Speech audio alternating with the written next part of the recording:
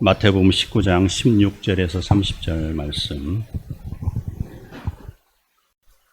어떤 사람이 주께 와서 이르되 선생님이여 내가 무슨 선한 일을 하여야 영생을 얻으리이까? 예수께서 이르시되 어찌하여 선한 일을 내게 묻느냐? 선한 이는 오직 한 분이시니라. 내가 생명에 들어가려면 계명들을 지키라. 이르되 어느 계명이 오니까? 예수께서 이르시되 살인하지 말라, 간음하지 말라, 도둑질하지 말라, 거짓 증언하지 말라, 내 부모를 공경하라, 내 이웃을 내 자신과 같이 사랑하라 하신 것이니라. 그 청년이 이르되 이 모든 것을 내가 지켰사온데 아직도 무엇이 부족하니까? 예수께서 이르시되 내가 온전하고자 할진대 가서 내 소유를 팔아 가난한 자들에게 주라. 그리하면 하늘에서 보화가 내게 있으리라. 그리고 와서 나를 따르라 하시니 그 청년이 재물이 많으므로 이 말씀을 듣고 근심하며 가니라. 예수께서 제자들에게 이르시되 내가 진실로 너희에게 이르노니 부자는 천국에 들어가기가 어려우니라. 다시 너희에게 말하노니 낙타가 바늘귀로 들어가는 것이 부자가 하나님의 나라에 들어가는 것보다 쉬우니라 하시니 제자들이 듣고 몹시 놀라 이르되 그렇다면 누가 구원을 얻을 수 있으리이까? 예수께서 그들을 보시며 이르시되 사람으로는 할 수 없으나 하나님으로서는 다 하실 수 있느니라. 이에 베드로가 대답하여 이르되 보소서 우리가 모든 것을 버리고 주를 따라 싸운데 그런즉 우리가 무엇을 얻으리이까? 예수께서 이르시되 내가 진실로 너희에게 이르노니 세상이 새롭게 되어 인자가 자기 영광의 보좌에 앉을 때에 나를 따르는 너희도 12 보좌에 앉아 이스라엘 12지파를 심판하리라. 또 내 이름을 위하여 집이나 형제나 자매나 부모나 자식이나 전토를 벌인 자마다 여러 배를 받고 또 영생을 상속하리라. 그러나 먼저 된 자로서 나중되고 나중된 자로서 먼저 될 자가 많으니라. 아멘. 아멘. 오늘 수요예배에 충주 YWCA 우리 합창단과 이 사진들 함께하여 주셔서 이 은혜 하나님께 먼저 감사드립니다. 저희는 수요예배 때 마태복음 강해를 하고 있어요. 그래서 오늘 주어지는 말씀이 순서에 입각해서 주어진 내용이에요. 지난주에 설교 말씀은 바로 바리새인들의 질문, 이혼에 관한 그런 내용이었고요. 이어서 오늘 나오는 내용은 재물이 많은 청년, 그 내용인데 우리는 그 성경을 읽을 때 한 절, 또 두 절, 세 절씩 이렇게 읽을 경우에는 그 성경의 해석에 대한 폭이 좁습니다. 그런데 그걸 좀 더 정확히 이해하기 위해서는요, 성경을 넓게 읽어야 돼요. 이게 거시적인 안목이라고 이야기하잖아요. 이게 바로 또 성서의 해석학에 해당하기도 해요. 제가 평신도로서 오랫동안 생활하다가 작년에 목사 안수를 받고 이렇게 개척기를 하게 됐습니다. 저는 이거 하기 전에 사업을 했고요. 또 국문학, 현대문학 석사를 했어요. 그래서 글을 쓰는 거에 좀 익숙합니다. 시를 많이 썼어요. 그러다 보니까 함축하는데 많이 제가 좀 단련이 되어 있어요. 그래서 문장을 보면은요, 그 무슨 내용인가를 먼저 파악하는 게 가장 급선무예요. 그런데 오늘 내용은 바로 16절에서 30절까지 내용이 세 내용으로 나누어져 있어요.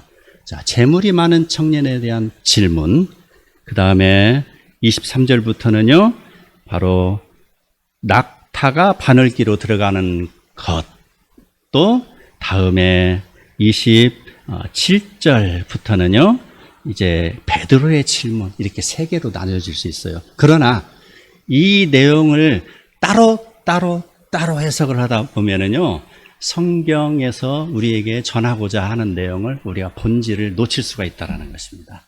그래서 성경을 읽을 때에는 앞에서부터 뒤에까지 문 단으로 읽어야 성경이 제대로 해석이 된다는 것입니다. 자, 그러기 위해서 우리는 큐티를 하잖아요. 자, 큐티는 작게 보는 거예요. 집중적으로 연구하는 거고요. 통독을 하죠. 통독은 넓게 읽는다라는 것입니다. 그래서 지난주에 우리 회장님과 신정아 목사님도 이렇게 참관해서 통독하는 걸 봤는데 저희 교회는 통독을 많이 하고 있어요. 지금 온라인상에서 몇천 명이 하고 있고 지금 교회에서는 아직 숫자가 몇 안 돼서 4명에서 많을 땐 6명이 참석해서 합니다.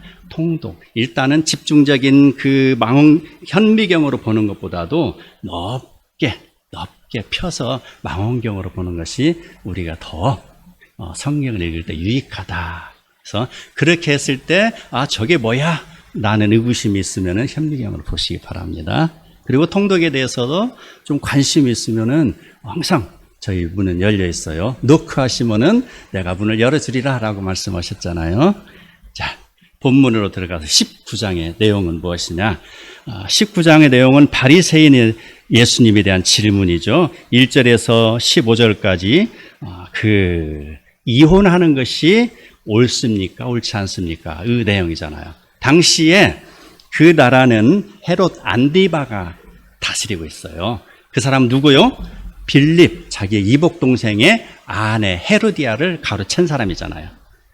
그 내용 때문에 지금 백성들 사이에서 뒤숭숭한 이렇게 대화가 오가고 마음이 울적울적하고 참 힘든 상황인데 바리새인들이 예수님을 함정에 빠뜨리려고 그 질문을 하고 있었잖아요. 그랬을 때 예수님이 9절에서 말합니다. 내가 너희에게 말하는 이 누구든지 음행한 이유 외에는 아내를 버리고 다른데 장가드는 자는 간음한 자니라 라고 분명하게 규정하고 있습니다. 자, 이어서 재물이 많은 청년이 또 다시 와서 예수님을 함정에 빠뜨리고 있습니다.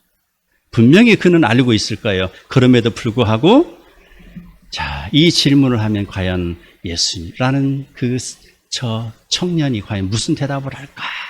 라고 말하면서 지금 다가오는 것이잖아요. 선생님이요.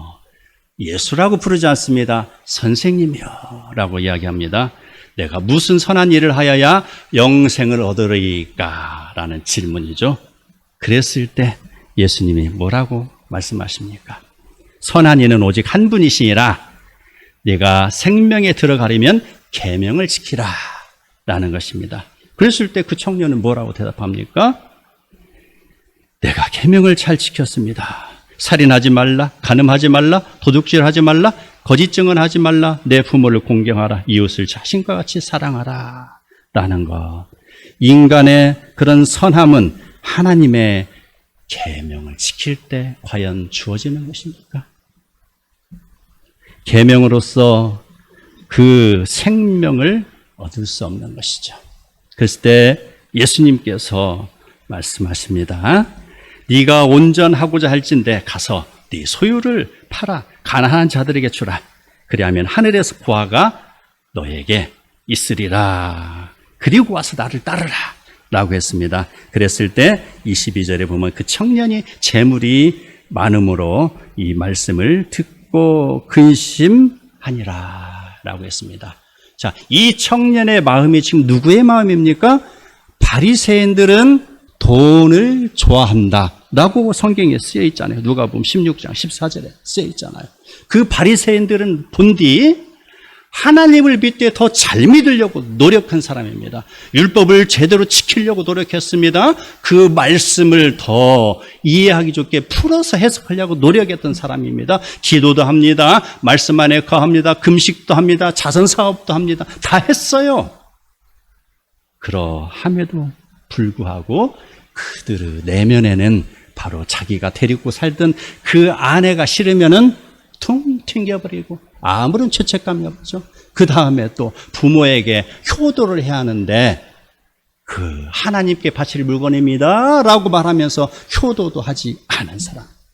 그들은요 자랑하기 위해서 시장 그 턱에 앉아서 자 지금부터 내가 자선사업 할 테니까 모여라 해가지고 짤랑짤랑 하나씩 주는 사람이었잖아요. 금식하는 걸 자랑하기 위해서 얼굴을 씻지 않냐고 그들은 머리도 헝클어진 채로 사람들 앞에 나섰잖아요. 이런 사람을 가리켜서 위선자라고 합니다. 바로 이러한 위선자, 그러한 모습을 이 청년도 행여나 가지고 있지 않나 바로 공통점을 찾아봅니다. 재물이라는 공통점, 바리새인들이 돈을 좋아했다는 공통점으로 묶어지는 것이죠. 그렇다면은 그 19장은 전체적으로 두 내용으로 구분됩니다. 가늠한 여인에 대한 질문과 또 재물에 대한 질문입니다. 자, 그런데 오늘 재물에 대한 질문을 집중적으로 보면은, 자, 23절에서 이제 16에서 22절까지 내용을 풀어서 이야기합니다. 앞에서는 내용이 분명하게 재물에 관한 내용을 예수님과 그 청년과의 대화 속에서 나왔죠. 그러나 지금부터는 바로 다른 내용입니다. 예수님이 신앙으로 풀어서 말씀하시는 것이죠. 예수님께서 제 아들에게 이르시되 내가 진실로 너희에게 이르노니 부자는 천국에 들어가기가 어려우니라. 자, 그 재물 많은 청년에 관한 그런 내용을 쉽게 이해할 수 있습니다. 그런데 그 다음 and then 다시 너희에게 말하노니 낙타가 바늘 귀로 들어가는 것이 부자가 하나님의 나라에 들어가는 것보다 쉬우니라 라고 했습니다. 여기에서 분명하게 낙타가 바늘귀로 들어가는 것은 불가능한 일이에요. 그런 비유로 지금 이야기하고 있는 것이죠. 무슨 비유일까요? 자, 예수님께서 고아와 과부와 가난한 자를 도우라겠습니다. 예수님께서 오신 목적이 그러한 사람들을 돕기 위해서 왔다. 그들에게 생명의 말씀을 전하기 위해서 왔다라고 했습니다. 자, 우리는 부한 것이 잘못입니까? 죄악이 아니죠. 부한 것은 복입니다. 복. 그런데 그 부함을 잘못 각도를 180도 돌려서 잘못 활용하는 사람을 지금 예수님이 뭐라고 징계하고 있는 것입니다. 자, 부함이 왜 좋지 않은 것이냐? 부하면은 내가 더 많은 일을 할 수 있잖아요. 좀 더 영향력 있게 세상에서 일을 벌릴 수가 있잖아요. 그런데 여기에서 나오는 부함은 그게 아닙니다. 자, 컵에 물이 가득 차 있습니다. 이게 부함입니다. 물이 가득 차 있으면은 예수님의 은혜를 부었을 때 채울 공간이 없다라는 것이죠. 자, 가난한 사람은 뭐예요? 자, 내가 컵이 있어요. 컵에 물이 없어요. 하루 3끼 먹는 거 걱정합니다. 하루 1달러를 가지고 가족 전체가 먹고 살아야 될지도 모릅니다. 아니면은 라면 한두 개 가지고 하루를 끼니를 이어야 할지도 모릅니다. 그들은 간절합니다. 그들은 누구든지 위에서 주는 것은 그대로 다 받습니다. 감사 뿅아리가 하늘을 보고 빠빠빠 감사하는 것 같이 무조건 다 받아들이는 것이죠. 그러한 것처럼 그 가난한 사람은요, 바로 하나님이 부어주시는 은혜를 받기에 열려있다라는 것입니다. 부한 사람과 가난한 사람의 차이점입니다. 그랬을 때 바로 부자가 하나님의 나라에 들어가는 것보다 가난한 자가 하나님의 나라에 들어가는 것이 쉬우니라라는 것입니다. 내 심령이 가난할 때 내가 하나님을 바라보잖아요.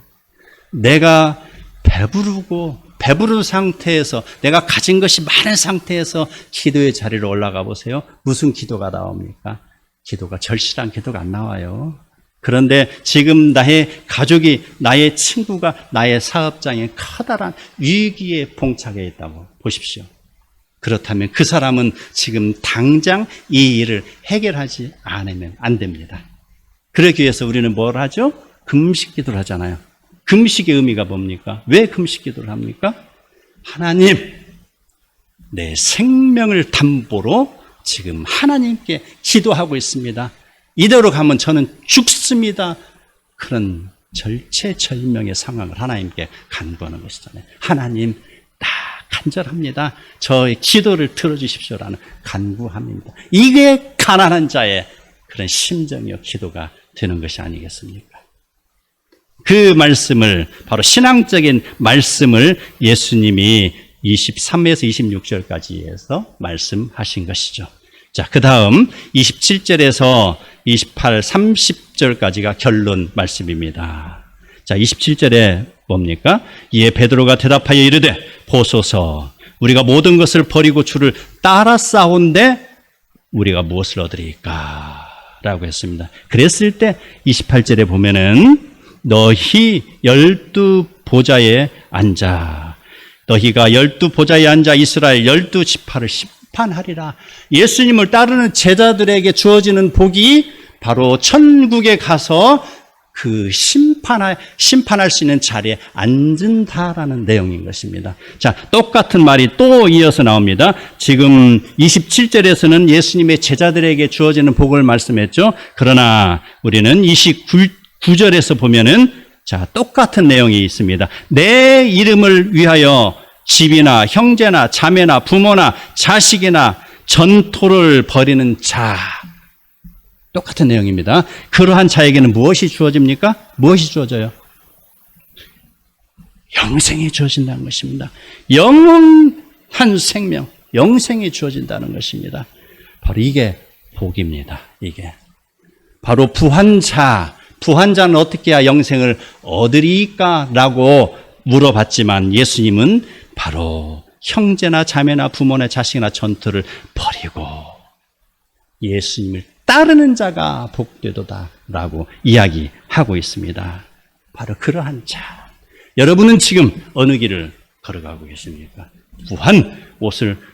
여러분 부한 그런 사업장을 가지고 있습니까? 아니면 부유한 그런 가정 형편으로 살고 있습니까? 여러분 그 부유함 그것 가지고 나의 그런 신앙에 잘못하면 오류가 생길 수도 있지만 그 부유함을 제대로 사용해야 될 것입니다. 바로 하나님의 나라의 영광을 위하여서 하나님의 부르심에 따라가는 자, 그러한 자 하나님은 원하시는 것입니다. 그래서 30절의 결론입니다. 먼저 된 자로서 나중되고 나중된 자로서 먼저 될 자가 많으니라 라고 했습니다. 자, 마태복음 전체의 내용. 자, 마태는 누구였을까요? 마태는 세리잖아요. 그렇죠? 세리는 창녀와 같은 그런 부류의 사람으로 손가락질을 당하는 자였어요. 그런데 그 마태는요, 그런 삭개오와 같은 그런 세리가 아니었고요. 통관무역, 가버나움에서 국경무역에서 바로 통관세를 걷어들이는 사람. 그렇다 할지라도 그는요, 항상 마음에 짐을 지고 있었습니다. 내가 이대로 살아면 안 되는데 라는 마음을. 그래서요, 그는 어떻게 했나요? 바로 하나님의 아들 예수 그리스도가 행하고 있는 모든 기적들을 보았고요, 귀를 기울였고요, 주시를 하고 있었어요. 그 마음을 아시는 예수님께서 마태에게 다가가서 나를 따르라 라고 명령하셨죠. 그런데 마태 순순히 따라 나갑니다. 그리고 마태복음을 기록한 사람이에요. 그는요, 회개에 능하잖아요. 세무사니까 회개에 능한데 가룟 유다의 회개의 자리를 차지하지 않았습니다. 그는 잘났잖아요. 잘나서 마태복음을 기록했잖아요. 그는 그의 아버지가 제사장입니다. 제사장. 그래서 구약 성경에 능통한 사람이에요. 그래서 구약 성경을 마태복음에서 99번이나 인용을 한 사람이에요. 대단한 지식이 있는 사람입니다. 그 지식이 있는 사람이 그 언어를 하고 혈기왕성한 베드로가 수제자로 됐을 때 안 돼! 내가 수제자일 거야! 라고 말하지 않았습니다. 그는 겸손하게 바로 그 다른 11 제자를 섬겨주었던 사람입니다. 그래서 그는 불후의 명작 마태복음을 만들었잖아요. 이 마태복음 여러분 얼마나 소중한가 아시죠? 요한복음도 소중해요. 바로 신의 모습으로 오신 예수님 마태복음 왕의 모습으로 왔잖아요. 여러분 마태복음은요, 우리 목회자나 일반 성도들에게 신앙생활을 할 수 있는 교과서예요. 그렇게 다양하고 아주 핵심적이고 우리에게 꼭 필요한 내용을 기록했다라는 것입니다. 이 마태복음을 기록한 마태. 자, 그는 세리였지만, 그는 창녀였지만, 누구? 마르다. 손가락질을 당하는 사람이었지만, 30절 다시 한번 함께 읽어보겠습니다. 시작.